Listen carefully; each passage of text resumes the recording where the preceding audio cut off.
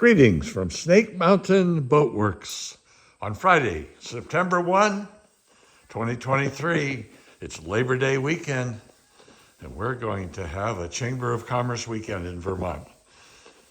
And by then, Joe will also have finished applying the first coat of our Easy Epoxy topside paint in jade green to our 1955 Penn Yan Captivator Aristocrat. Why are we putting topside paint on the bottom of a boat, you ask? Well, here's your answer. This boat will be dry sailed. It will only go in the water when its owners will be running it. The rest of the time, it will be on a trailer or on a lift and stay dry.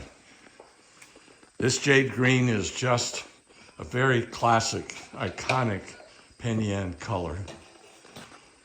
We will end up doing upholstery in a complementary green.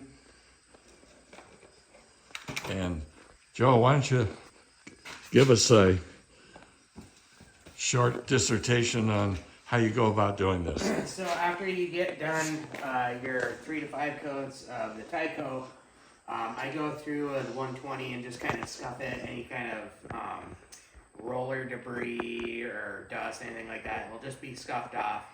And then you want to wipe it with Petit T120 brushing thinner. It just kind of makes sure that way it gets all clean. And then with the Easy Epoxy, you want to thin it about 10%. It'll give you a lot more ease when you're tipping. And the way I apply this is with the good old foam roller and then a 3-inch foam tip brush. And this one, again, will get another 3 to 5 coats. After 2 coats, I'll go through the sander just like I'm doing any kind of high build varnish, kind of knock down any kind of high spot, and then give it the last 2 coats, and she'll be shiny and smooth just like a varnish boat. Wow.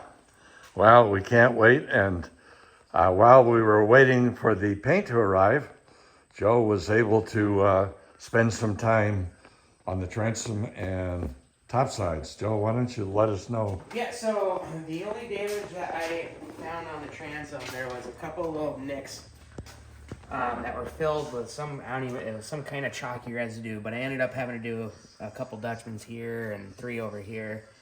They're not finished yet, but I'll be going through once the paint's all done, and if there's any other kind of Dutchman work, I'll go through and do that. But the sides were all pretty nice and flat now. There's only a little bit more sanding. I got to do it by the rail, but that's only because the when I put them on, I had tape underneath it, so that way 5200 wouldn't run down.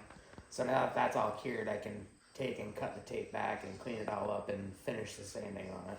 Now, let's remind everybody that these spray rails were released, and I think in the last video I made mention of the fact that even though it was pretty chalky, it looked like whatever white paint the factory applied to the inside edge of the spray rails was still there. I have since had a conversation with TJ Amato. He said, that's exactly right. In the factory, we had a painting station where we had the cheapest white paint money could buy, and we would back prime all kinds of parts like spray rails before mounting them. Well, Joe's now sanded this, and we don't use cheap white paint. We use Smith's clear penetrating epoxy sealer. This is an area you really need to watch with your wooden boats. The water tends to infiltrate and invade behind spray rails and just create a perfect storm for black rot, both on the spray rail and on the planking, the topside planking, as well as if you let it go long enough, it's going to start eating away your frames. You don't want to do that. So, as we work through the day, looking forward to being somewhere else on Labor Day weekend, this is our update on our 1955 Penn Yan Captivator Aristocrat. Thank you so much. Bye-bye for now from Snake Mountain Boatworks.